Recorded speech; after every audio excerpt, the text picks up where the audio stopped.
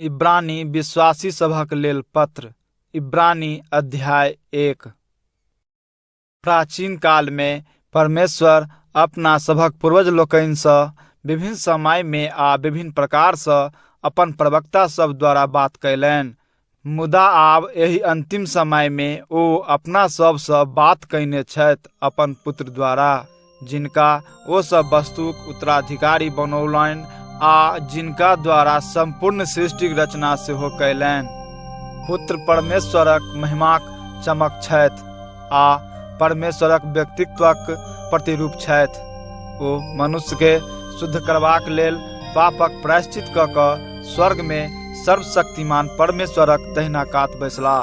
पुत्र स्वर्गदूत सभक अपेक्षा जतेक श्रेष्ठ नाम परमेश्वर सँ पौलनि, ततेक ओ स्वर्गदूत सब सँ पैघो ठहराओल गेल छथि। कारण परमेश्वर स्वर्गदूत सब में सँ किनको कहियो कहाँ ई बात कहलथिन, अहाँ हमर पुत्र छी, आइ हम अहाँ के उत्पन्न केलहुँ।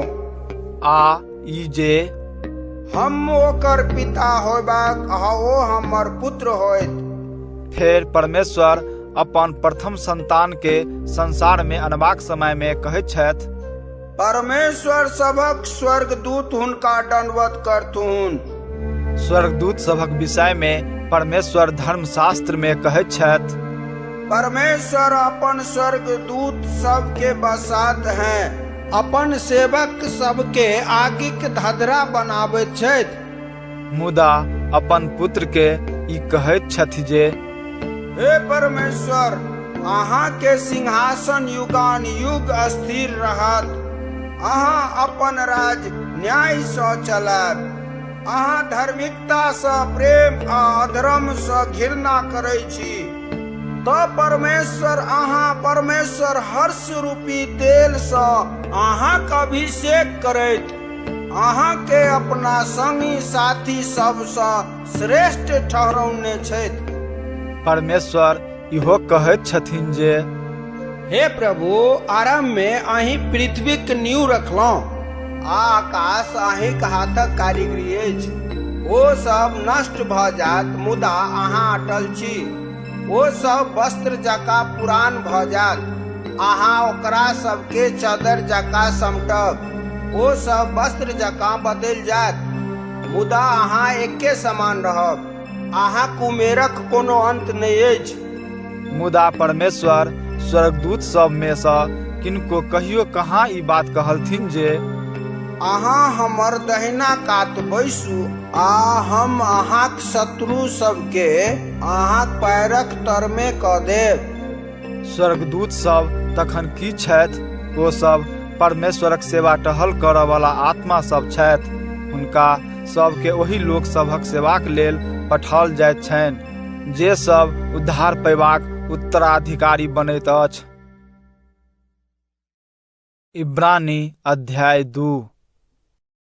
तें ई आवश्यक अछि जे जाहि बात के अपना सब सुनने छी ताहि पर औरो विशेष ध्यान दी, जाहि सँ एना नहि होय जे अपना सब भटक जाय।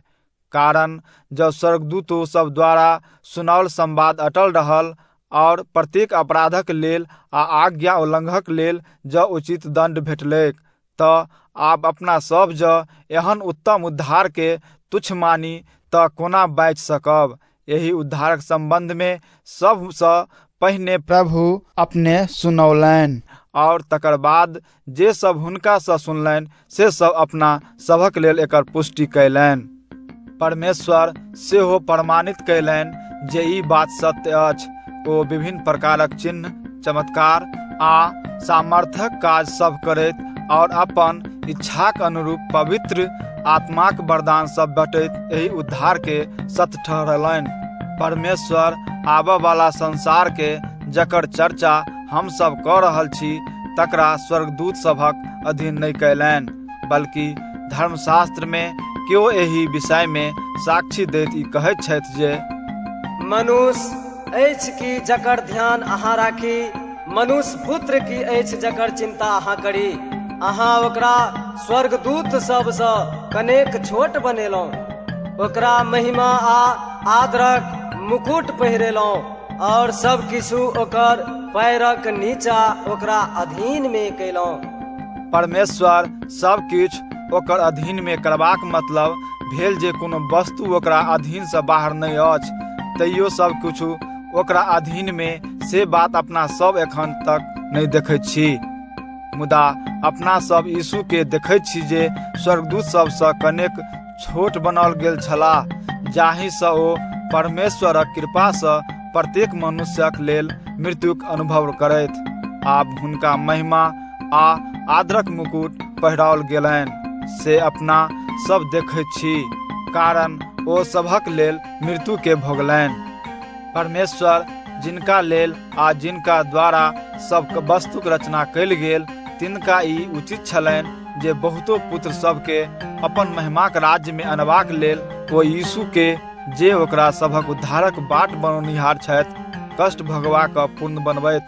पाप सँ शुद्ध केनिहार यीशु आ पाप सँ शुद्ध भेनिहार लोक सब दुनूक पिता एके छथि, तें यीशु ओकरा सबके अपन भाई कहि कऽ संबोधन करऽ में लाज नहीं मानैत छथि, जेनाकि यीशु परमेश्वर के कहैत छथिन, हम अपना भाई सबके अहाँके विषय में सुनायब, आराधना सभा में हम अहाँके गुणगान गायब।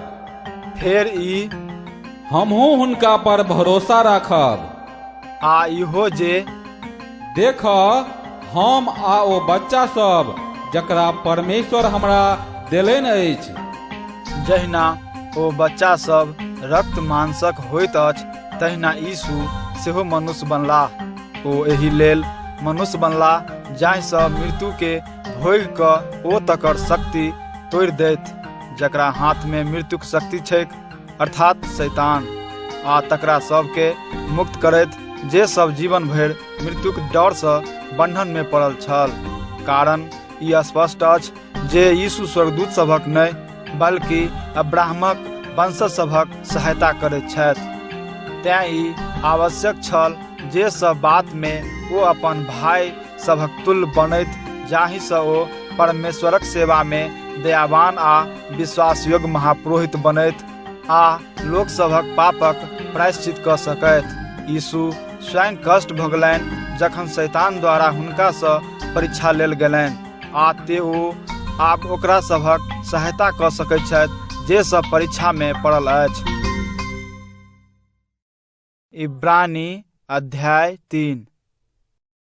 तें यौ पवित्र भाई लोकनि जे सब परमेश्वरक बजाओल लोक में सम्मिलित छी, अहाँ सब अपन ध्यान यीशु पर केंद्रित करू, जिनका अपना सब परमेश्वरक विशिष्ट दूत आ अपना सभक महापुरोहितक रूप में खुलि कऽ स्वीकार करैत छी। जहिना मूसा परमेश्वरक घरक लोकक बीच में सब काज में विश्वास योग्य बनल रहला, तहिना यीशु अपन नियुक्त कनिहारक अर्थात परमेश्वरक प्रति विश्वास योग्य बनल रहला। जहिना घर सँ घरक बनौनिहारे बेसी आदरणीय होइत अछि, तहिना यीशु मूसा सँ अधिक आदर पयबाक योग्य ठहराओल गेल छथि। प्रत्येक घर तऽ ककरो ने ककरो द्वारा बनाओल जाइत अछि, मुदा सब वस्तु के बनाबऽ वाला परमेश्वरे छथि। मूसा भविष्य में सुनाओल जाय वाला बातक साक्षी दऽ कऽ परमेश्वरक घरक लोकक बीच सब काज में सेवकक रूप में विश्वास योग्य छलाह, मुदा मसीह तऽ पुत्रक रूप में परमेश्वरक घरक अधिकारी भऽ विश्वास योग्य छथि। जो अपना सब अपन साहस में आ ओहि आशा में जे अपना सभक गौरव अछि अंत तक स्थिर रहब, तऽ अपना सब स्वयं परमेश्वरक घरक लोक छी। तें जहिना पवित्र आत्मा धर्मशास्त्र में कहैत छथि, तहिना आइ जा तो सब परमेश्वरक आवाज सुनबा तऽ अपन मोन ओना जिद्दी नहीं बनाबा, जेना तोहर सभक पुरखा सब विद्रोह करैत निर्जन क्षेत्र में परीक्षाक समय में कैलक। वो तो वो सब कसौटी पर हमर जांच कैलक, जखन कि 40 बरस धरि हमर काज सब देखने छल। ताहि सँ हम ओहि पीढ़ी के लोक पर क्रोधित भऽ कहलहुँ, एकरा सभक मन सतत भटकैत रहैत छैक, और ई सब हमर विचार व्यवहार बुझऽ नहीं चाहलक। तें हम क्रोध में शपथ खाइत कहलहुँ जे ई सब हमर विश्राम में कहियो ने प्रवेश कऽ पाओत। यौ भाई लोकनि, सावधान रहू, कहीं एना नहीं होय जे अहाँ सब में सँ ककरो मोन एहन दुष्ट आ अविश्वासी भ जाय जाहिसँ ओ जीवित परमेश्वर के छोड़ि दे, मुदा जाहिसँ अहाँ सब में सँ केओ पापक छल में पड़ि कऽ जिद्दी नहि भ जाय, ताहि लेल अहाँ सब जाबत धरि आइ क दिन कहबैत अछि ताबत धरि प्रत्येक दिन एक दोसर के उत्साहित करैत रहू। अपना सब अंत तक ओ भरोसा जकरा संग शुरू में शुभ समाचार पर विश्वास कयलहुँ ताहि में अटल रही, तऽ अपना सब मसीहक संग सहभागी भ गेल छी, जेनाकि उपरो कहल गेल अछि जे आइ जँ तो सब परमेश्वरक आवाज सुनबा तऽ अपन मोन ओना जिद्दी नहीं बनाबा जेना तोहर सबक पुरखा सब विद्रोह करैत कैलक। परमेश्वरक आवाज सुनि कऽ के सब विद्रोह कयलक? कि ओ सब वही लोक नहि छल जकरा सब के मूसा मिस्र देश से बाहर निकाललनि? परमेश्वर ककरा सबसँ 40 वर्ष धरि क्रोधित रहलथिन? कि ओकरे सबसँ नहि जे सब पाप कयलक आ जकरा सबक लाशक ढेर निर्जन क्षेत्र में लागि गेल? परमेश्वर शपथ खाइत ककरा संबंध में कहलनि जे ई सब हमर विश्राम में प्रवेश नहीं कर पाओत?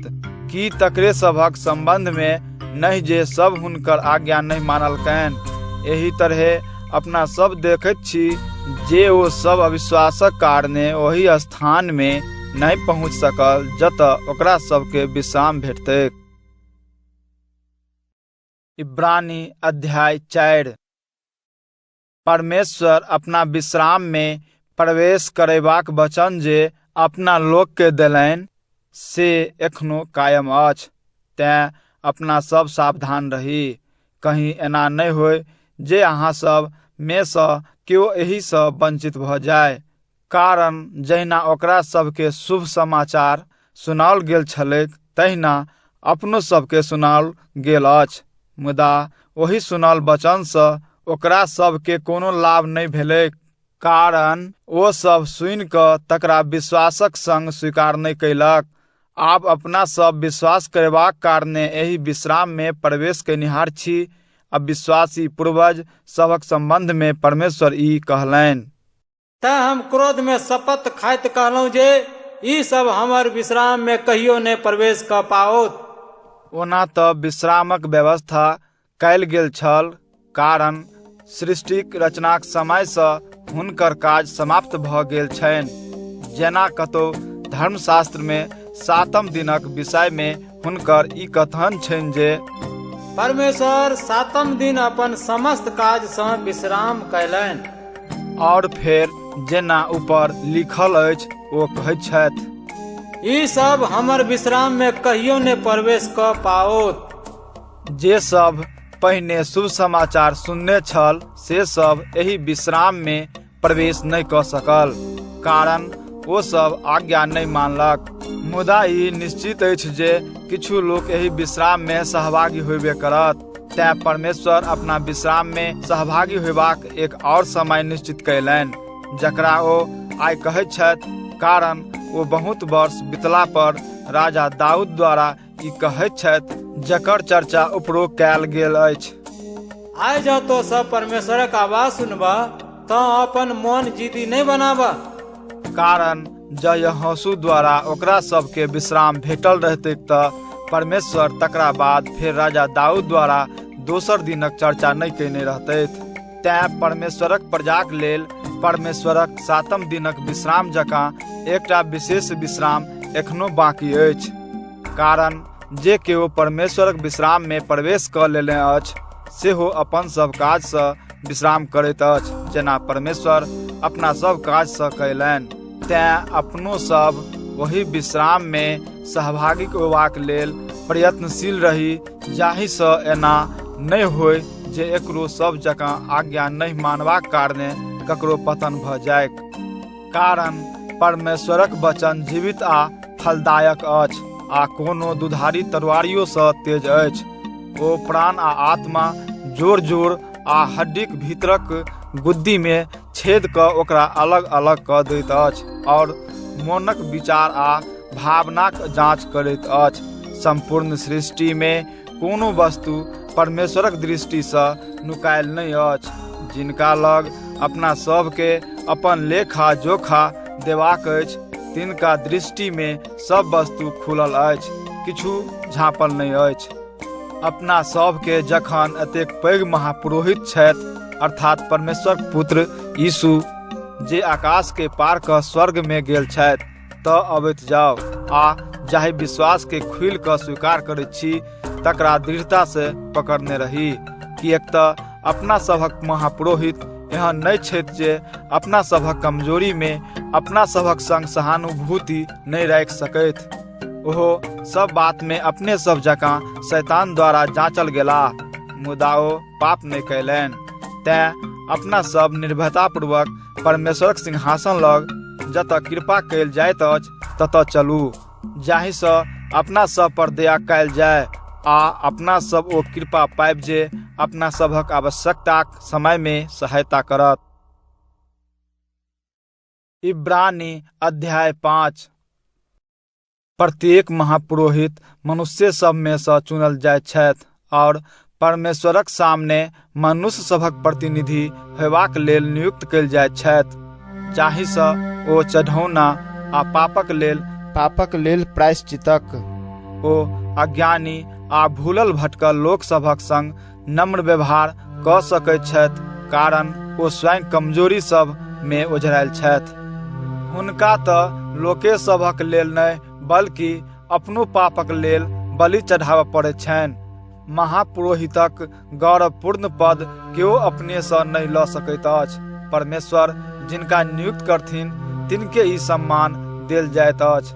जेना हारूनो के परमेश्वरे महापुरोहितक पद पर नियुक्त कयने छलथिन, एही तरहे मसीह सेहो महापुरोहितक पदक सम्मान अपने सँ नहि लऽ लेलनि, बल्कि परमेश्वर जे हुनका ई कहलथिन, अहाँ हमर पुत्र छी, आइ हम अहाँके उत्पन्न केलहुँ, से हुनका एही पद पर रखलथिन। तहिना ओ एक दोसर ठाम कहैत छथि, जाहि व्यवस्थाक अनुसार मल्कीसेदेक पुरोहित भेला, ताहि व्यवस्थाक अनुसार अहाँ पुरोहित भऽ अनंत समयक लेल पुरोहित छी। जखन यीशु एही पृथ्वी पर रहैत छलाह तऽ ओ जोर जोर सँ आ नोर बहा बहा कऽ तिनका सँ प्रार्थना आ विनती कयलथिन जे हुनका मृत्यु से बचा सकैत छलथिन। हुनकर श्रद्धा भक्ति कारणे हुनकर प्रार्थना सुनल गेलनि। पुत्र होइतो दुख कष्ट भोगि भोगि कऽ ओ आज्ञा माननाइ सिखलनि। ओ पूर्ण रूप सँ सिद्ध बनि ओही सब लोकक लेल अनंतकालीन मुक्तिक स्रोत बनलाह, जे सब हुनकर आज्ञाक पालन करैत अछि। और परमेश्वर हुनका मल्कीसेदेकक अनुरूप महापुरोहितक पद पर नियुक्त कयलथिन।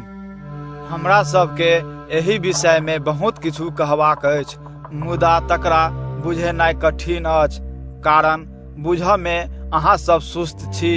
समयक अनुसार तऽ होयबाक चाहै छल जे अहाँ सब गुरु भेल रहितहुँ, मुदा एखन आवश्यकता ई देखैत छी जे अहाँ सबके फेर परमेश्वरक वचनक शिक्षा शुरुए सँ सिखाओल जाय।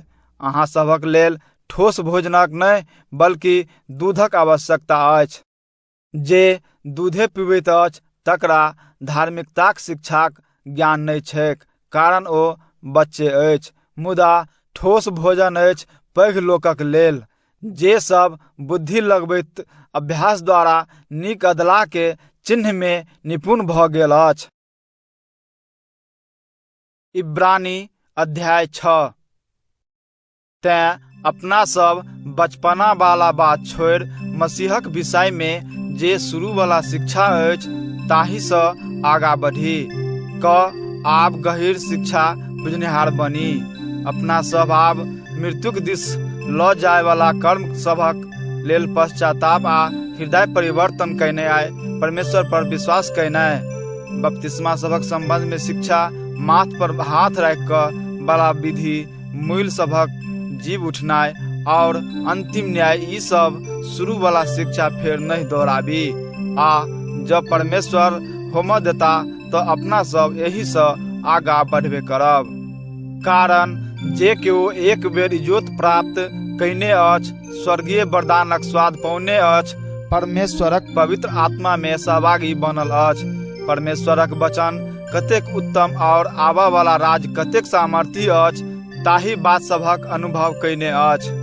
जँ एहन लोक अपन विश्वास छोड़ि दे तऽ ओकरा फेर हृदय परिवर्तनक बाट पर लौनाइ असंभव अछि, किएक तऽ एहन लोक अपने अहित करैत परमेश्वरक पुत्र के फेर क्रूस पर चढ़बैत अछि आ खुल्लम खुल्ला हुनकर अपमान करैत छनि। जे जमीन बेर बेर वर्षाक पानी सोखैत अछि आ जोताई बोआई केनिहार किसानक लेल नीक अन्नक उपजा दैत अछि, से जमीन परमेश्वरक आशीष पबैत अछि।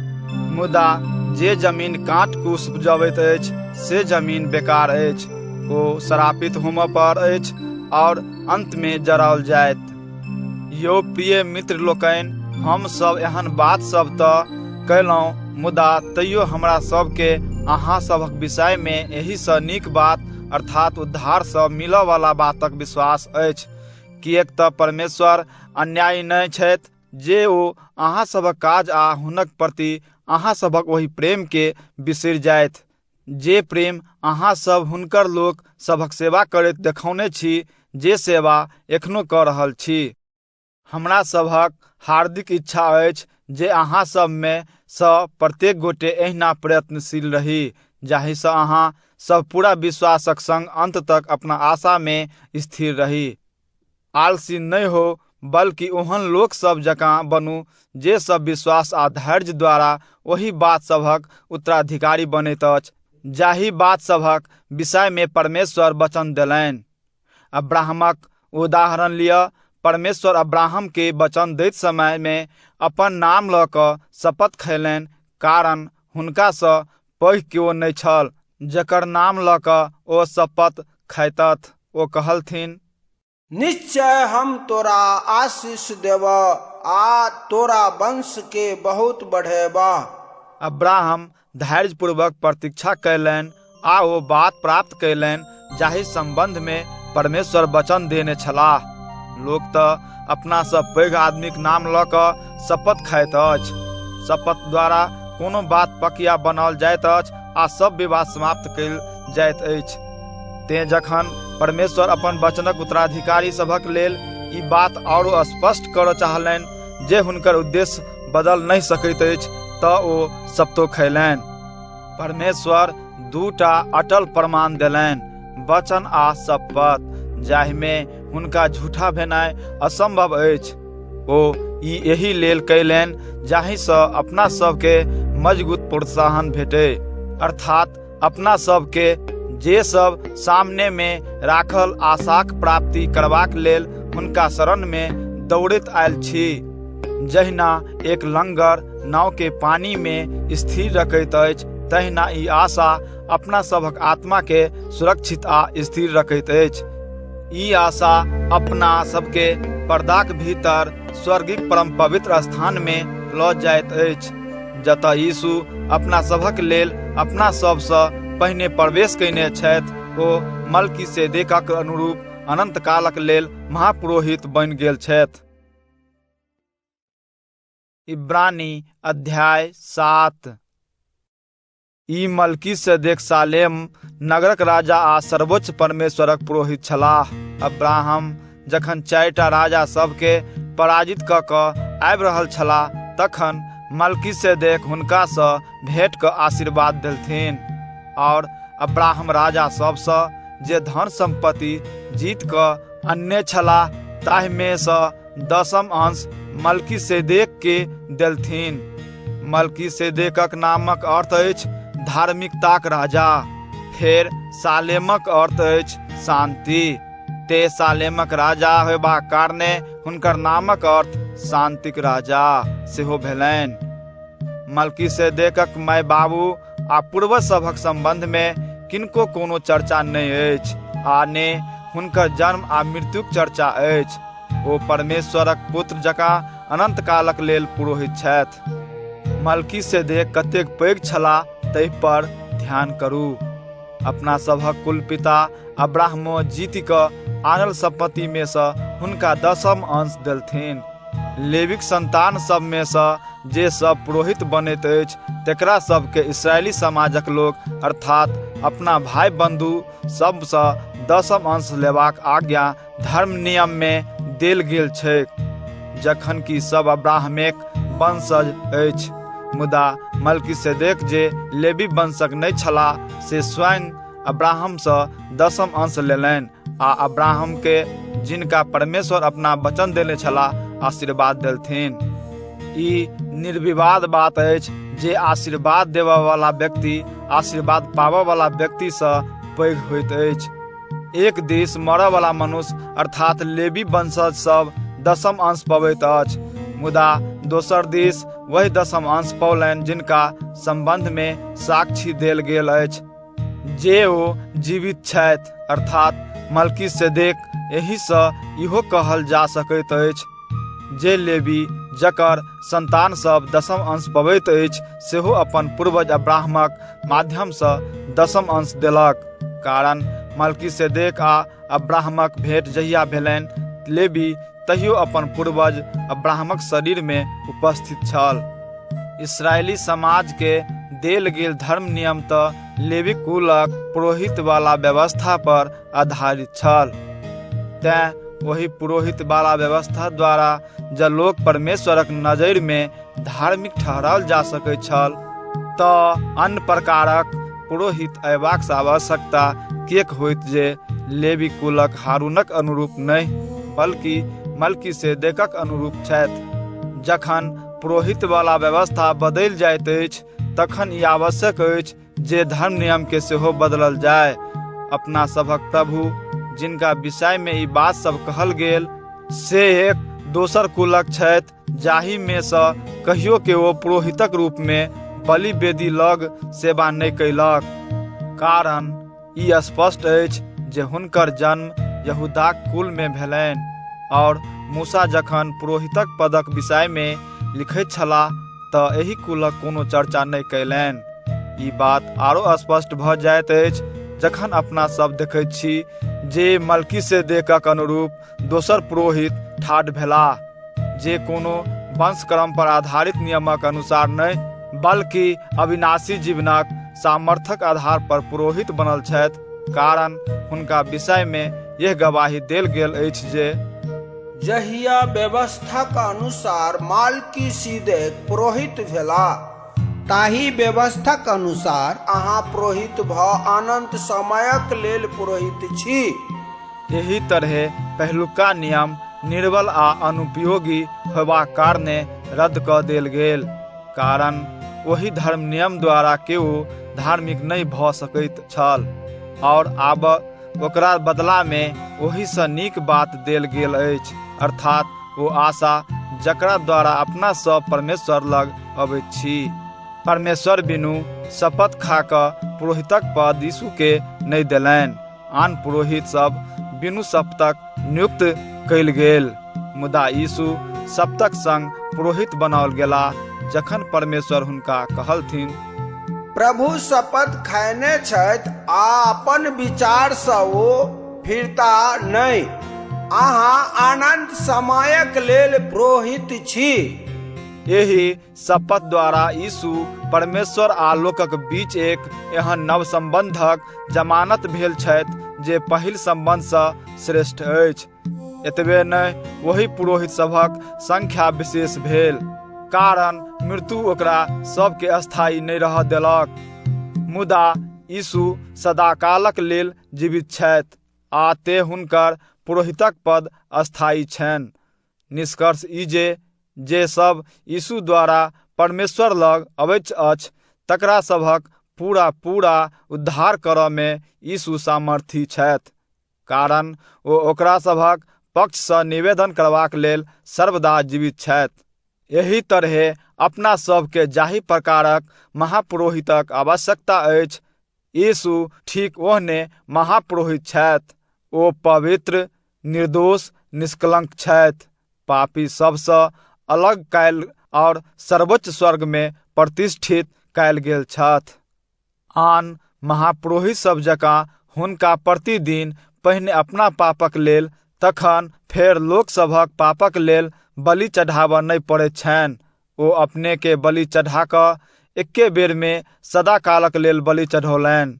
धर्म नियम द्वारा महापुरोहित सब मनुष्य सब में सँ नियुक्त कयल जाइत अछि, और मनुष्य निर्बल अछि, मुदा ओ शपथ जे धर्म नियमक बाद खायल गेल ताहि शपथ द्वारा परमेश्वरक पुत्र नियुक्त कयल गेलाह, आ ओ सदा कालक लेल सिद्ध बनाओल गेल छथि।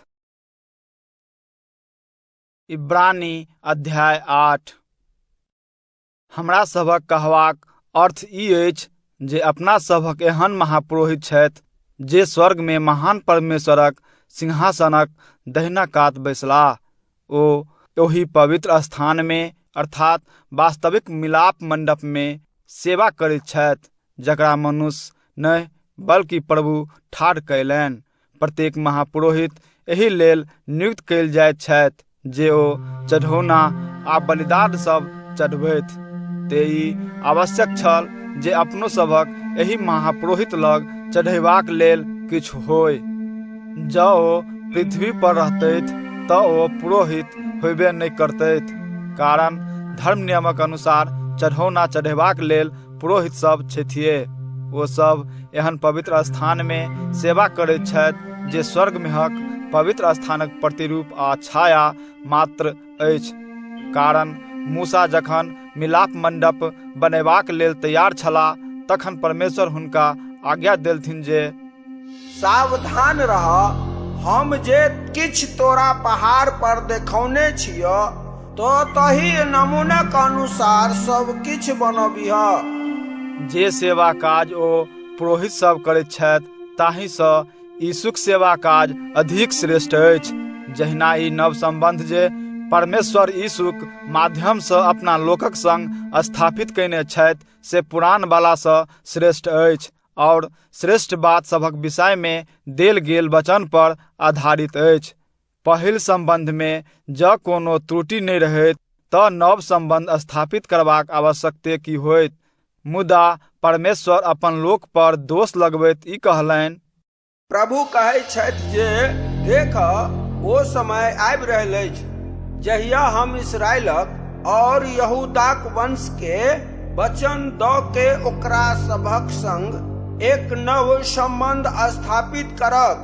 प्रभु कहै छथि जे ई वही संबंध जकाँ नहि होइत जे हम ओकरा पूर्वज सभक संग वही समय में स्थापित केलहुँ जहिया हम ओकरा सबके मिस्र देश सँ हाथ पकड़ि कऽ निकालने छलहुँ। ओ सब ओहि संबंध के नहि मानि कऽ हमरा संग विश्वासघात कयलक, तऽ हम ओकरा सबसँ मुँह घुमा लेलहुँ।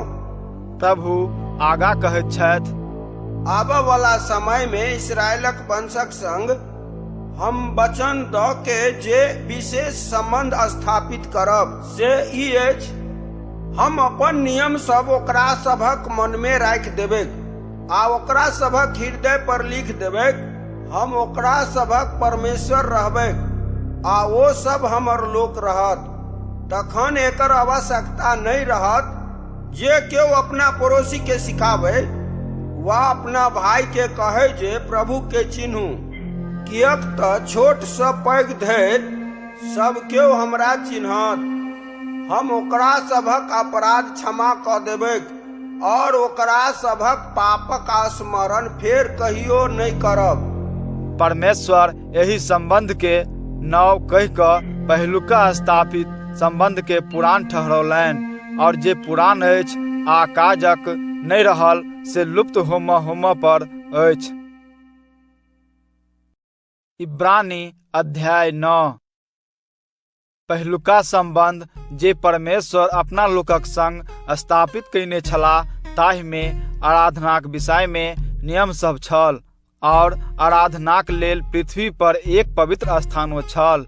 एक मंडप बनाओल गेल छल जकर पहिल भाग में लाबन, टेबुल आ परमेश्वर के चढ़ाओल रोटी रहैत छल।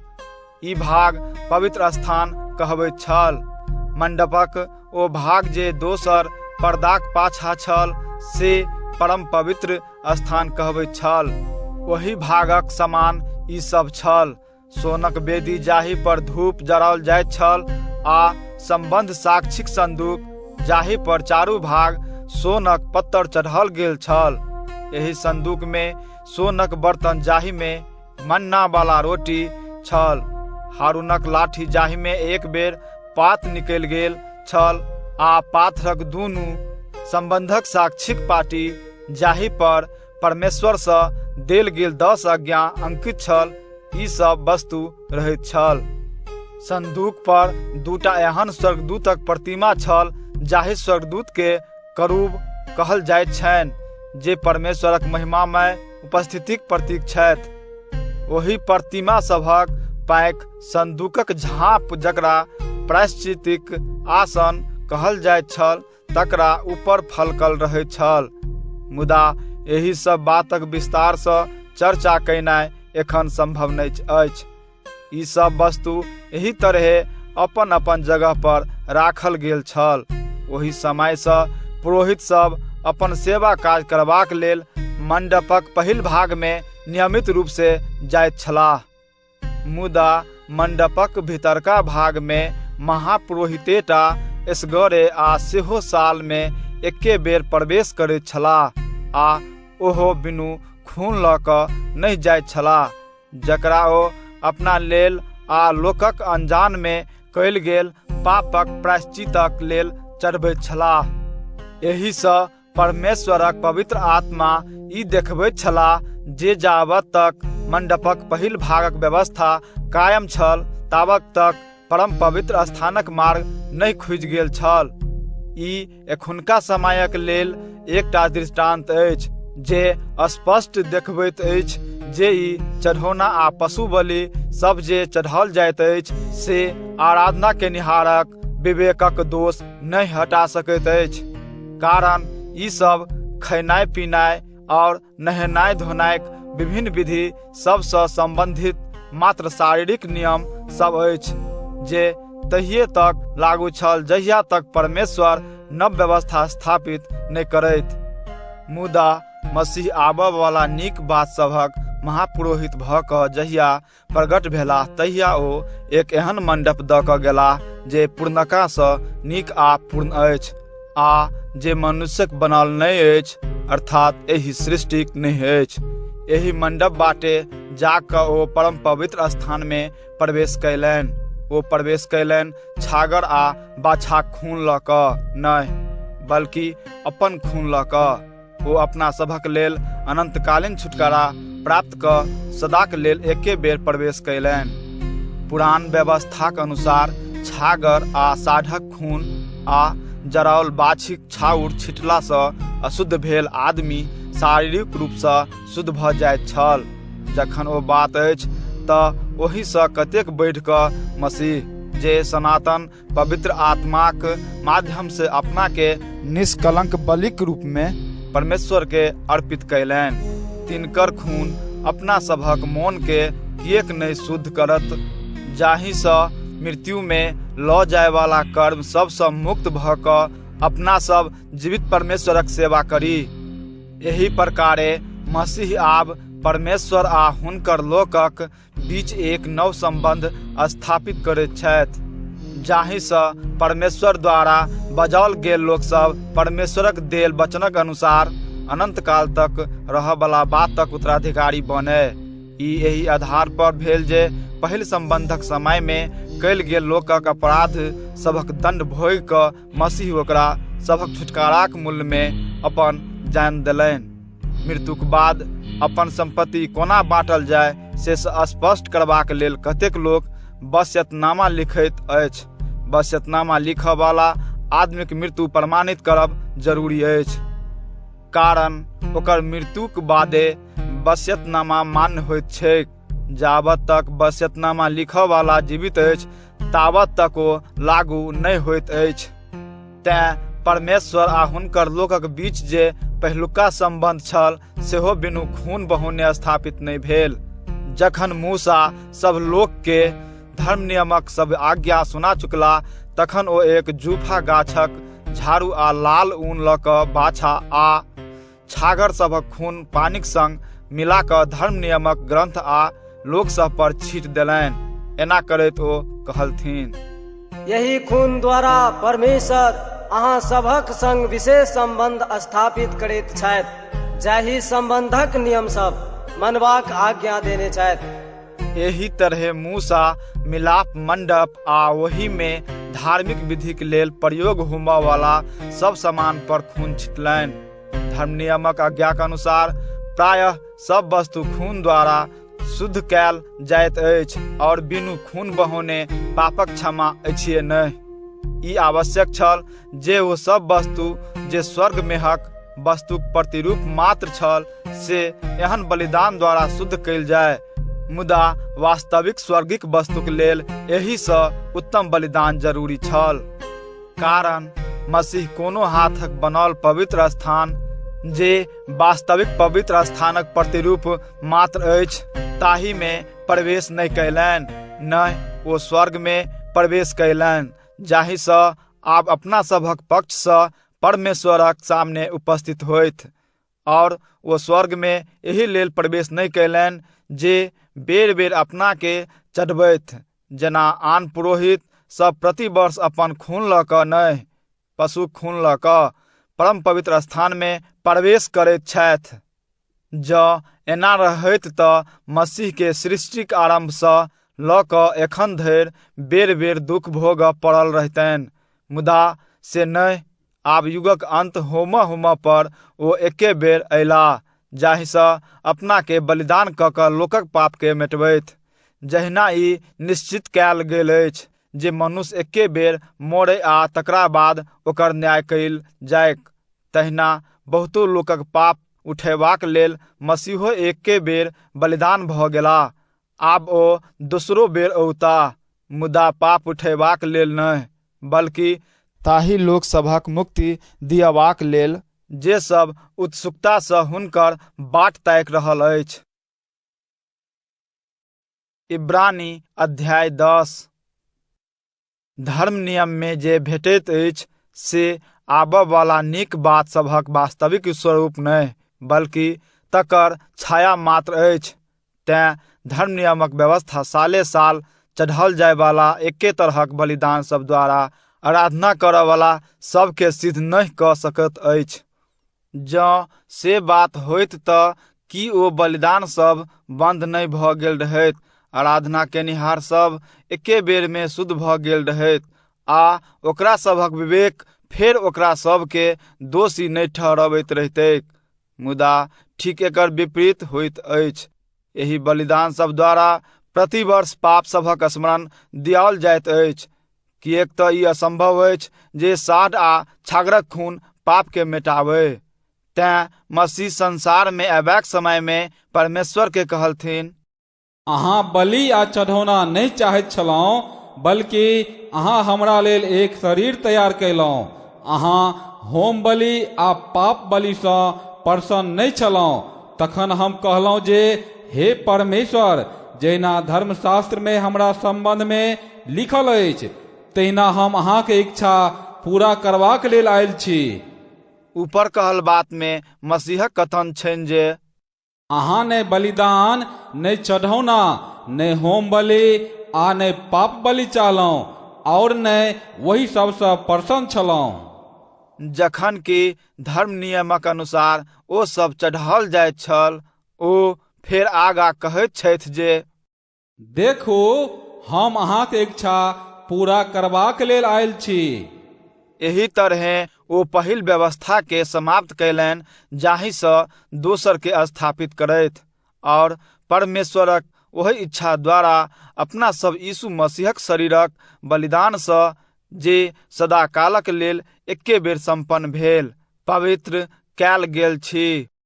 प्रत्येक पुरोहित दिन प्रतिदिन ठाढ़ भऽ कऽ अपन सेवा काज करैत छथि आ एके तरहक बलिदान बेर बेर चढ़बैत छथि, जे बलिदान पाप के कहियो नहि मिटा सकैत अछि। मुदा ई पुरोहित अर्थात मसीह पापक वास्ते सदाक लेल एकेटा बलिदान चढ़ा कऽ परमेश्वरक दहिना कात बैसलाह। ओ ओहि समय सँ एही बातक प्रतीक्षा कऽ रहल छथि जे हुनकर शत्रु सबके हुनका पैरक नीचा राखि देल जानि, कारण ओ अपन एकमात्र बलिदान द्वारा तकरा सबके सदाक लेल सिद्ध कऽ देलनि जे सब पवित्र कयल जा रहल अछि। परमेश्वरक पवित्र आत्मा सेहो एहि विषय में धर्मशास्त्र में अपना सबके गवाही दैत पहिने ई कहैत छथि, प्रभु कहैत छथि जे आबे वाला समय में ओकरा सबक संग हम वचन दऽ कऽ जे विशेष संबंध स्थापित करब से ई अछि, हम अपन नियम ओकरा सबक हृदय में राखि देबै और ओकरा सबक मन में लिख देबै। फेर ओ आगा कहैत छथि जे हम ओकरा सबक पाप आ अपराध सबक फेर स्मरण नहि करब। क्षमा जखन भऽ गेल अछि तखन पापक लेल बलि प्रदानक आवश्यकता नहि रहल।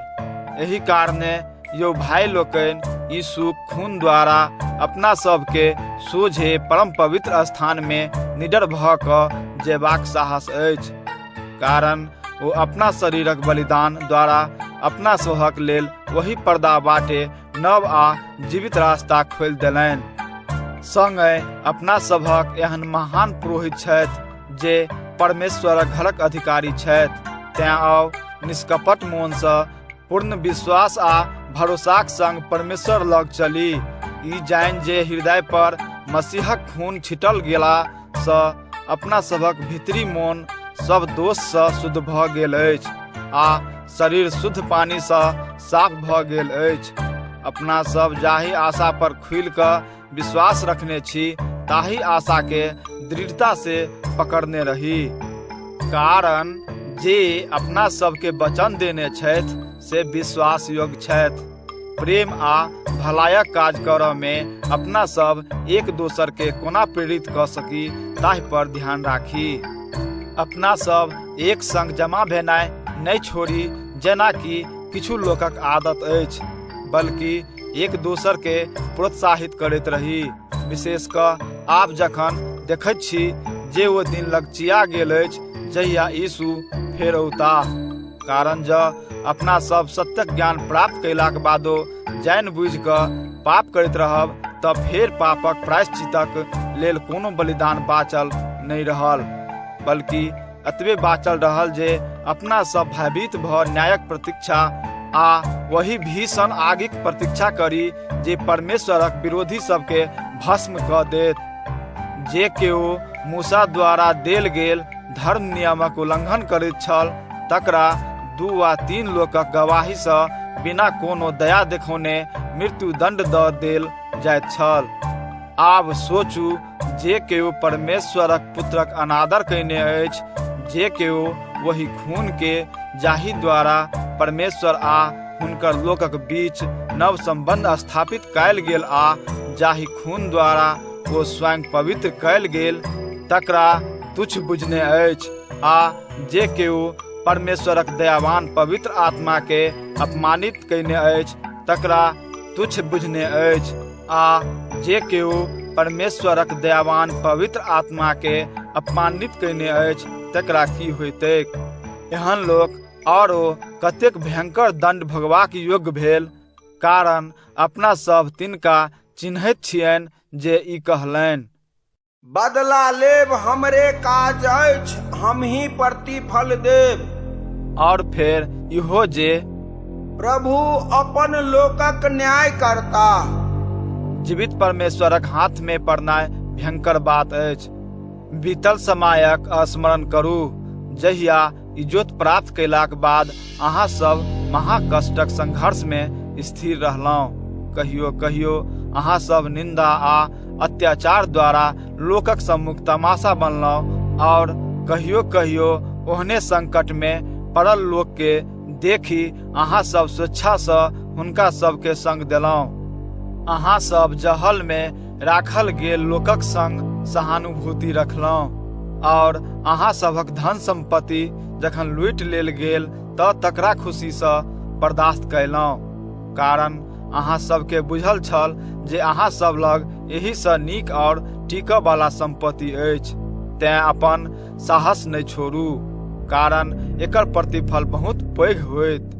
अहाँ सबके स्थिर रहनाइ अति आवश्यक अछि, जाहि सँ परमेश्वरक इच्छा पूरा कऽ कऽ अहाँ सब ओ बात सब प्राप्त करी जकरा बारे में परमेश्वर वचन देने छथि। कारण जेना धर्मशास्त्र में लिखल अछि, आब किछुए समय में वो जे आबा वाला छथि से औता, ओ विलम्ब नहीं करता। हमर धार्मिक लोक विश्वास करैत जीवित रहत, मुदा जो ओ पाछा हट जा तो हमर मन ओकरा सँ प्रसन्न नहीं होइत। पाछा हट कऽ विनाश होमय वाला सब में से अपना सब नहीं छी, बल्कि विश्वास करैत उद्धार पौनिहार सब में से छी। इब्रानी अध्याय 11। विश्वास की अछि? विश्वास वही बात सभक पक्का आश्वासन अछि जकरा लेल आशा कयल जाइत अछि, और वही वस्तु सभक अस्तित्वक विषय में दृढ़ निश्चय अछि जे वस्तु सब देखार नहीं अछि। विश्वासक कारणे प्राचीन समयक भक्त सबसँ परमेश्वर प्रसन्न भेलाह। विश्वासे द्वारा अपना सब बुझैत छी जे संपूर्ण विश्वक सृष्टि परमेश्वरक आज्ञा द्वारा भेल, आ देखाय पड़य वाला वस्तु सब कोनो आन देखाय पड़य वाला वस्तु सँ नहीं रचल गेल।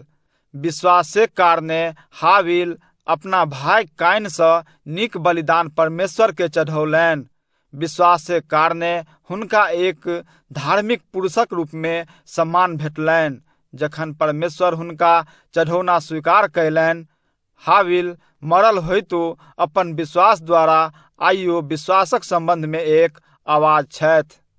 विश्वासक कारणे हनोक बिनु मृत्युक अनुभव कयने एहि पृथ्वी परक जीवन सँ सशरीर ऊपर उठा लेल गेलाह। ओ फेर देखाई नहीं पड़ला, कारण परमेश्वर हुनका ऊपर उठा लेने छलथिन। धर्मशास्त्र में हनोकक संबंध में चर्चा कयल गेल अछि जे हुनका उठाओल जयबा सँ पहिने परमेश्वर हुनका से प्रसन्न छलथिन। विश्वासक बिना परमेश्वर के प्रसन्न कयनाइ असंभव अछि, कारण जे केओ हुनका लग आबऽ चाहैत अछि तकरा ई विश्वास कयनाइ आवश्यक छैक जे परमेश्वर छथि, और ओ तकरा प्रतिफल दैत छथिन जे हुनकर खोज में लगनशील अछि। जे बात ओही समय तक कहियो नहीं देखल गेल छल, तेहन बातक संबंध में नूह परमेश्वर से चेतावनी पौलनि। विश्वासक कारणे ओ परमेश्वरक भाई मानैत हुनकर आज्ञाक अनुसार अपना परिवार के बचेबाक लेल एकटा जहाज बनौलनि। ओ अपन विश्वास द्वारा संसार के दोषी ठहरौलनि, और वही धार्मिकताक उत्तराधिकारी बनला जे विश्वास पर आधारित अछि। विश्वासक कारणे अब्राहम परमेश्वरक आज्ञा मानलनि, जखन परमेश्वर हुनका वही देश में जयबाक लेल बजौलथिन जे देश बाद में हुनका उत्तराधिकारी में भेटऽ वाला छलनि। ओ इहो नहीं जानि जे हम कतऽ जा रहल छी, विदा भऽ गेलाह। जाहि देशक बारे में परमेश्वर हुनका वचन देने छलाह, ताहि देश में ओ विश्वासक कारणे परदेशी भऽ कऽ वास कयलनि। ओ इसहाक आ याकूबक संग, जिनका सबके परमेश्वर सेहो वह वचन देलनि, तंबू में रहला। कारण ओ वही नगरक बाट तकैत छलाह जे कहियो नहीं हटऽ वाला अछि, जकर रचनिहार आ बनौनिहार परमेश्वर छथि। विश्वासक कारणे अब्राहमक स्त्री सारा अवस्था ढरि गेलाक बादो गर्भ धारण करबाक सामर्थ्य पौलनि, कारण ओ मानलनि जे वचन देबऽ वाला परमेश्वर विश्वास योग्य छथि। एही तरह एके पुरुष सँ जे मरणासन छलाह, अर्थात अब्राहम सँ आकाशक तरेगन जकाँ असंख्य और समुद्र कातक बालू जकाँ अनगिनत वंशज उत्पन्न भेल। जाहि बात सभक बारे में परमेश्वर वचन देने छलाह, से बात सब बिनु पौने ई सब लोग विश्वास करते मरलाह, मुदा वही बात सबके दूरे से देख आनंदित छलाह। ई सब खुल कऽ मान लेलनि जे ई संसार हमरा सबक वास्तविक घर नहीं अछि, हम सब एतऽ परदेशी भऽ रहि रहल छी। जे केओ एहन बात कहैत अछि से स्पष्ट देखबैत अछि जे ओ एक एहन देशक बाट ताकि रहल अछि जे ओकर अपन होइत। ओ सब वही देशक संबंध में नहीं सोचैत छलाह जाहि देश सँ ओ सब निकलल छलाह, कारण जँ से बात रहैत तऽ ओतऽ घुमि कऽ फेर जा सकैत छलाह, मुदा नहीं। ओ सब ताहि सँ उत्तम एक देश अर्थात स्वर्ग देश में पहुँचबाक अभिलाषी छलाह। एही कारणे परमेश्वर हुनका सभक परमेश्वर कहबा में कोनो संकोच नहीं मानै छथि। ओ तऽ हुनका सभक लेल एक नगर तैयार कऽ लेने छथि। परमेश्वर जखन अब्राहमसँ परीक्षा लेलनि तखन अब्राहम विश्वासक कारणे परमेश्वरक आज्ञा मानि इसहाक के हुनका अर्पित कयलनि। परमेश्वर जिनका वचन देने छलाह से अपन एकमात्र पुत्र इसहाक के वेदी पर बलि चढ़ेबाक लेल तैयार भेलाह। जखन कि परमेश्वर हुनका ई कहने छलथिन जे इसहाके सँ उत्पन्न वंश तोहर वंश मानल जेता। अब्राहम ई मानैत छलाह जे परमेश्वर मृत्युओं में सँ लोक के जीवित कऽ देबऽ में सामर्थी छथि और एके अर्थे ओ इसहाक के मृत्यु में सँ फेर पाबियो लेलनि। विश्वासक कारणे इसहाक अपन पुत्र सब याकूब आ एसाव के भविष्यक संबंध में आशीर्वाद देलथिन। विश्वासक कारणे याकूब अपन अंतिम समय में यूसुफक दुनू पुत्र अर्थात अपन पोता सबके एक एक का आशीर्वाद देलथिन और अपन लाठीक सहारा लैत झुकि कऽ परमेश्वरक आराधना कयलनि। विश्वासक कारणे यूसुफ अपन जीवनक अंतिम समय में इस्राएली समाजक जे मिस्र देश सँ भविष्य में होमय वाला प्रस्थानक बात छल तकर चर्चा कऽ ई आदेश देलनि जे परमेश्वर अवश्य अहाँ सबके बचौताह। तहिया अहाँ सब निश्चित हमर शरीरक हड्डी एही देश सँ अपना संग लऽ जायब।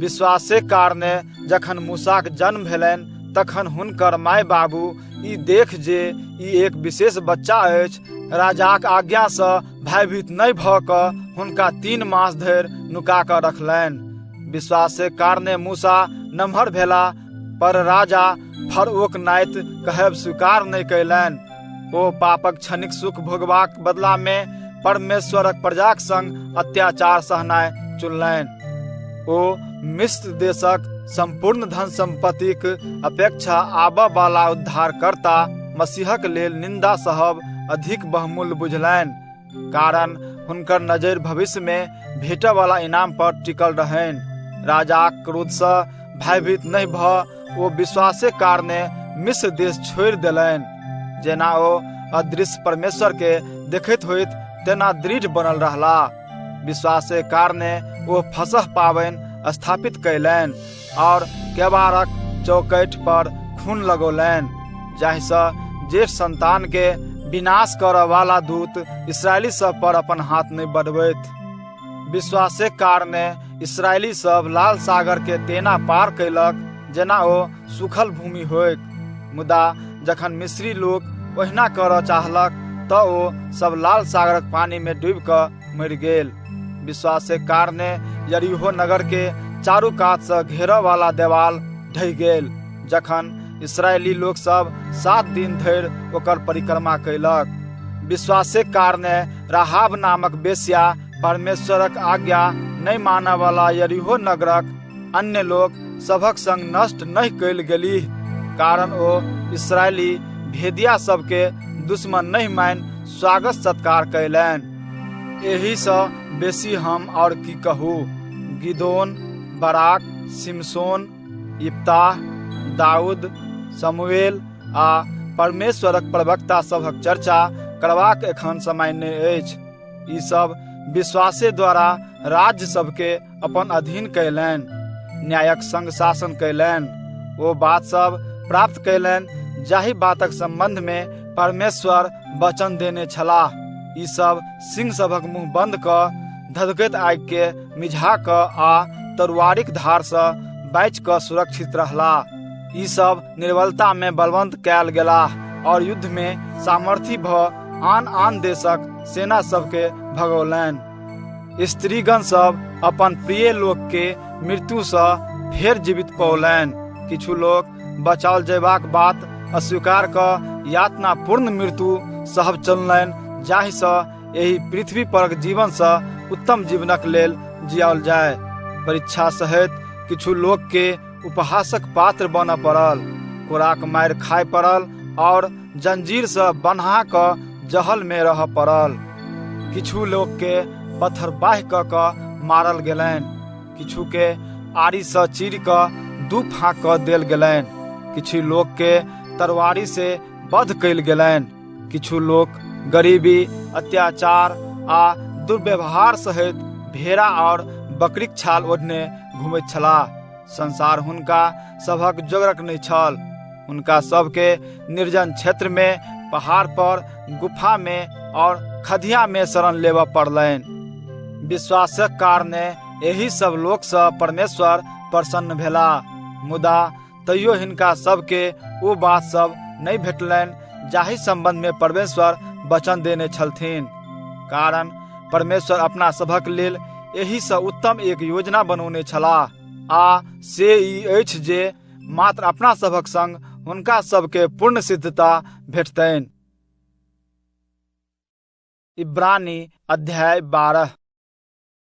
तैं जखन गवाही देबऽ वाला सभक एहन विशाल समूह सँ अपना सब घेरल छी तऽ अबैत जाओ, अपना सब प्रत्येक विघ्न बाधा उतारि कऽ फेक दी, आ पापो जे अपना सबके तुरते ओझरबैत अछि, आ ई दौड़ जाहि में अपना सबके दौड़बाक अछि नहीं छोड़ी, धैर्यपूर्वक अंत तक दौड़ी, अपन नजर अपना सभक विश्वास के शुरुआत आ सिद्ध केनिहार यीशु पर राखी, जे सामने राखल आनंदक कारणे क्रूसक कलंक पर ध्यान नहीं द तकर दुख सहलनि, आ परमेश्वरक सिंहासनक दहिना कात बैसल छथि। ओ जे पापी सभक हाथ सँ कतेक घोर विरोध सहलनि, तिनका पर ध्यान दियौ, जाहि सँ एना नहीं होय जे अहाँ सब थाकि कऽ हिम्मत हारी। पाप सँ संघर्ष करैत अहाँ सबके एखन तक अपन खून नहीं बहाबऽ पड़ल अछि कि अहाँ सब धर्मशास्त्रक ई उपदेश बिसरि गेलहुँ जाहि में अहाँ सबके पुत्र कहि कऽ संबोधन कयल गेल अछि।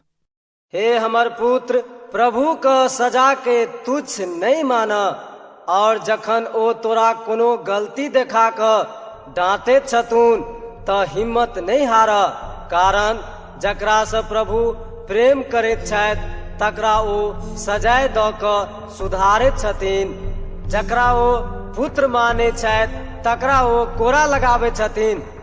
कष्ट के ई बुझि कऽ सहि लिअ जे परमेश्वर यही द्वारा हमरा सुधार रहल छथि, कारण ओ अहाँ के पुत्र मानि अहाँक संग पिता जकाँ व्यवहार कऽ रहल छथि। की कोनो एहन पुत्र अछि जकर पिता ओकरा सजाय दऽ कऽ नहीं सुधारैत होइक? जँ अहाँ सबके सुधारल नहीं जाइत अछि जखन कि सब बेटा के सुधारल जाइत छैक, तऽ अहाँ सब पारिवारिक पुत्र नहीं, अनजनुआ जन्मल पुत्र सब छी। एतबे नहीं, जखन शारीरिक पिता अपना सबके सजाय दैत छलाह, आ ताहि लेल अपना सब हुनका सभक आदर करैत छलहुँ, तऽ ओही सँ बढ़ि कऽ अपन आत्मिक पिताक अधीन में रहनाइ अपना सब किएक नहीं स्वीकार करी, जाहि सँ जीवन पाबी। ओ सब सीमित समयक लेल जहिना अपना बुद्धिक अनुसार ठीक बुझैत छलाह, तहिना अपना सबके सजाय देलनि, मुदा परमेश्वर ई जानि जे अपना सभक कल्याणक लेल केहन सजाय ठीक होइत अपना सबके सुधारैत छथि, जाहि सँ ओ जहिना पवित्र छथि तहिना अपनो सब पवित्र बनी। जखन कोनो तरहक सजाय ककरो भेट रहल छैक तऽ ताहि समय में ओकरा सुखदायक नहीं दुखदायक लगैत छैक, मुदा बाद में तकरा द्वारा सुधारल गेलाक बाद ओकर परिणाम एक धार्मिक आ शांतिपूर्ण जीवन होइत अछि। तैं थाकल हाथ आ कमजोर ठेहुन के मजबूत बनाओ, और अपना लेल सोझ रास्ता बनाओ, जाहि सँ नांगरक पैर उखड़ैक नहीं बल्कि स्वस्थ भऽ जायक। सभक संग मेल मिलाप सँ रहबाक लेल आ पवित्र जीवन बितेबाक लेल पूरा मोन सँ प्रयत्न करू, कारण पवित्रताक बिना केओ परमेश्वर के नहीं देखऽ पाओत। सावधान रहू जाहि सँ अहाँ सब में सँ केओ परमेश्वर कृपा सँ वंचित नहीं रही, और जाहि सँ एना नहीं होय जे केकरो मोन में ईर्ष्याक बिया जन्म कऽ कष्टक कारण बनै आ ओकर विष बहुतो के दूषित करे। अहाँ सब में सँ केओ केकरो संग अनैतिक शारीरिक संबंध नहीं राखू, आ ने एसाव जकाँ परमेश्वरक डर नहीं मानऽ वाला हो, जे एक साँझक भोजनक बदला में अपन जेठ संतान वाला अधिकार बेच देलनि। अहाँ सब जनैत छी जे बाद में जखन ओ अपन पिताक आशीर्वाद प्राप्त करऽ चाहैत छलाह तऽ हुनका अस्वीकार कयल गेलनि। नोरो बहा कऽ विनती कयलनि, मुदा हुनका अपन पहिल निर्णय बदलबाक अवसर नहि भेटलनि। अहाँ सब पूर्वज सब जकाँ ओहि सिनाइ पहाड़ लग नहि आयल छी जकरा छुअल जा सकैत अछि, जाहि ठाम धधकैत आगि, कारिक मेघ, घोर अन्हार, भयंकर अन्हर बिहाड़ि आ धुतहुक आवाज छल, आ जाहि ठाम एक स्वर एहन बात कहैत सुनाई दैत छल जकरा सुनि लोक सब विनती करऽ लागल जे ओ फेर ओकरा सबके नहि सुनाई दैक, कारण ओकरा सबके वही स्वरक ई आज्ञा बर्दाश्त नहीं भेलैक जे जँ मालो जाल पहाड़ में भीरत तऽ ओकरा पत्थरवाही कऽ मारि देल जाय। ओ दृश्य ततेक भयानक छल जे मूसो कहलनि, हम डर सँ थरथर काँपैत छी। अहाँ सब ओतऽ नहि बल्कि सियोन नामक पहाड़ जे स्वर्गिक यरूशलेम अछि अर्थात जीवित परमेश्वरक नगर लग आयल छी, जतऽ खुशीक उत्सव मनाबऽ वाला लाखों लाख स्वर्गदूतक सम्मेलन अछि, जतऽ ओ मंडली अछि जकर प्रत्येक सदस्य जेठ संतान मानल जाइत अछि आ जकरा सभक नाम स्वर्ग में लिखल गेल अछि ततऽ आयल छी, जतऽ सभक न्यायाधीश परमेश्वर छथि आ जतऽ सिद्ध कयल गेल धार्मिक लोक सभक आत्मा अछि ततऽ आयल छी। अहाँ सब यीशु लग आयल छी जे परमेश्वर आ हुनकर लोकक बीच नव संबंधक मध्यस्थ छथि, जिनकर छीटल गेल खून हाबिलक खूनक अपेक्षा कतेक उत्तम बात कहैत अछि। सावधान रहू, जे बाजि रहल छथि तिनकर आज्ञा के अस्वीकार नहि करू, कारण जे लोक सब पृथ्वी पर सँ चेतावनी देनिहारक बात नहीं सुनलक से जखन नहीं बाजि सकल, तखन अपना सब जँ स्वर्ग सँ चेतावनी देनिहारक बात नहीं सुनब तऽ कोना बाचब। ओहि समय हुनकर स्वर पृथ्वी के डोला देलक, मुदा आब ओ ई वचन देलनि जे हम एक बेर औरो पृथ्वी नहीं बल्कि आकाशो डोला देब। हुनकर एक बेर आरो कहला सँ ई स्पष्ट कयल गेल जे डोला वाला वस्तु अर्थात सृष्टि कयल वस्तु हटाओल जायत, जाहि सँ जे नहीं डोलाओल जा सकैत अछि सहटा रहि जायत। तेँ जखन अपना सबके एहन राज भेट रहल अछि जे अटल अछि तऽ अबैत जाउ, अपना सब परमेश्वरक धन्यवाद करैत श्रद्धा आ भयक संग हुनकर एहन आराधना करी जे हुनका ग्रहण योग्य होइन, कारण अपना सभक परमेश्वर भस्म करऽ वाला आगि छथि। इब्रानी अध्याय 13। अहाँ सब एक दोसर के अपन लोक मानि प्रेम करैत रहू, अनचिन्हारो सभक अतिथि सत्कार कैनाइ नहीं बिसरू, कारण एही तरहे किछु लोक बिनु जन्ने स्वर्गदूत सभक सेवा सत्कार कयने छथि। जहल में राखल लोक सभक ओहिना शुद्धि लिअ जेना अहाँ अपने ओकरा संग जहल में राखल होय। जे सब सताओल जाइत अछि तकरो सब पर ध्यान दियौ, कारण अहूँ सब ओकरे सब जकाँ हार मानसक छी। सबके ओ विवाह बंधन के आदरक दृष्टि से देखैत वैवाहिक संबंध दूषित नहीं कयल जाय, कारण जे अनैतिक संबंध रखैत अछि चाहे ओ विवाहित हो या अविवाहित, परमेश्वर तकरा दंड देता। अहाँ सब धनक लोभ सँ मुक्त रहू, जे कुछु अहाँ लग अछि ताहि सँ संतुष्ट रहू, कारण परमेश्वर कहने छथि, हम तोहर संग कहियो नहीं छोड़बऽ, कहियो तोरा नहीं त्यागबऽ।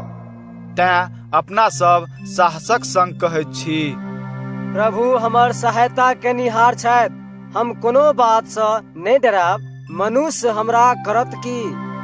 अहाँ सब अगुआ सभक ओहि पहिल समूहक स्मरण करू जे सब अहाँ सबके परमेश्वरक वचन सुनौलनि। हुनका सभक जीवन शैली आ तकर परिणाम की भेल ताहि पर विचार करू। जाहि तरहे ओ सब परमेश्वर पर भरोसा रखलनि ताहि तरहे अहूँ सब हुनका पर भरोसा राखू।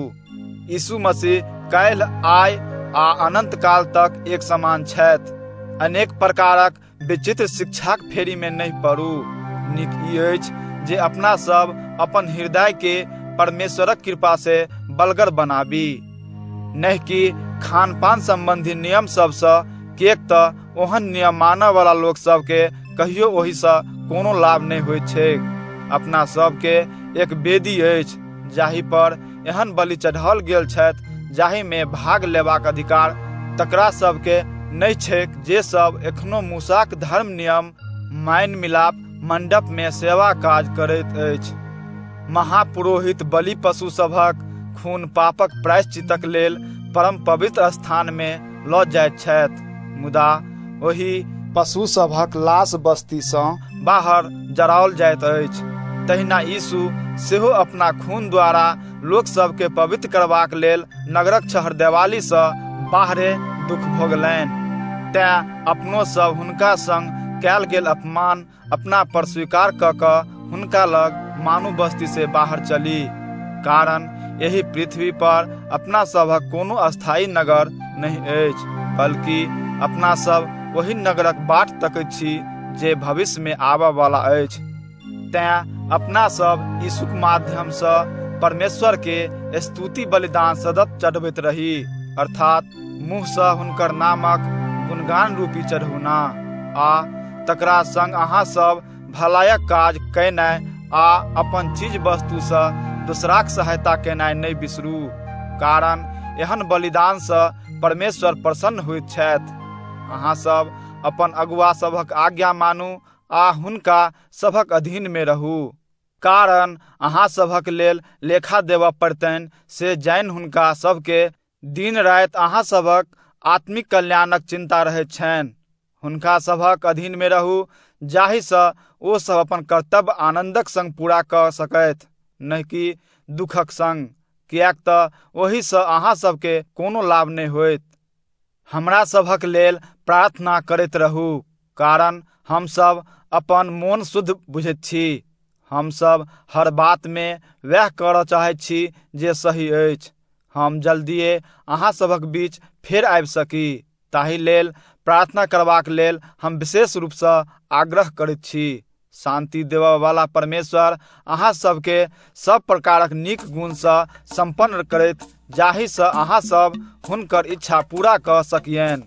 ओ तऽ वह छथि जे भेड़ा सभक वही महान चरवाह के, अर्थात अपना सभक प्रभु यीशु के हुनकर बहावलक खून आधार पर मृत्यु सँ फेर जियौलथिन, और वही खून द्वारा अपना लोकक संग अनंतकालीन विशेष संबंध स्थापित कयलनि, जाहि काज सँ हुनका प्रसन्नता भेटैत छनि तकरा ओ यीशु मसीहक माध्यम सँ अपना सब में संपन्न करैत। यीशु मसीहक गुणगान अनंत काल धरि होनि, आमीन। यौ भाई लोकनि, अहाँ सब हमर एहि उपदेश पर धैर्यपूर्वक ध्यान दिअ से हमर आग्रह अछि, कारण हम अहाँ सबके एक छोटेटा पत्र लिखलहुँ। एकटा ई समाचार सुनबैत छी जे अपना सभक भाई तिमिथियुस के जहर से छोड़ि देल गेलनि। ओ जल्दी एतऽ पहुँचता तऽ हम हुनका संग लऽ कऽ अहाँ सबसँ भेंट करबाक लेल आयब। अहाँ सब अपन अगुआ लोकनि आ प्रभुक सब लोक के हमरा सभक नमस्कार कहियौन। इटली देशक भाई सब सेहो अहाँ सबके अपन नमस्कार पठबैत छथि। अहाँ सब गोटे पर परमेश्वरक कृपा बनल रहे, आमीन।